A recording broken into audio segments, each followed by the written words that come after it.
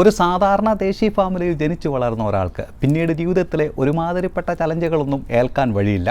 അത്രമാത്രം സ്കില്ലുകളാണ് അവരവിടെ നിന്ന് ആർജിച്ചെടുക്കുന്നത്. കണ്ടുപിടിക്കപ്പെട്ട മാനസിക രോഗങ്ങളുടെ എല്ലാം ഒരു ലൈവ് സാമ്പിൾ കുടുംബത്തിൻ്റെ ഏതെങ്കിലും ഒരു കൈവഴിയിലുണ്ടാവും.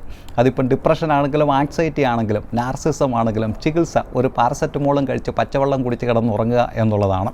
ഒരാണവായുധം കൈകാര്യം ചെയ്യുന്നതിനേക്കാൾ സൂക്ഷ്മതയോടെ ഇവരെ കൈകാര്യം ചെയ്ത് ശീലിച്ചു കഴിഞ്ഞാൽ പിന്നെ ജാക്കിക്കെല്ലാം ഒരേ മൈലാണ്. ഏതെങ്കിലും ഒരു പ്രധാനപ്പെട്ട ഫംഗ്ഷന് പോകാൻ ഇറങ്ങുന്നതിന് മുമ്പേ ഒരു പ്രക്ഷുബ്ധ രംഗം പതിവാണ്. സോപ്പ് എവിടെ, ചീപ്പ് എവിടെ, കണ്ണാടി എവിടെ, അടി പിടി വാക്കേറ്റം കരച്ചിൽ.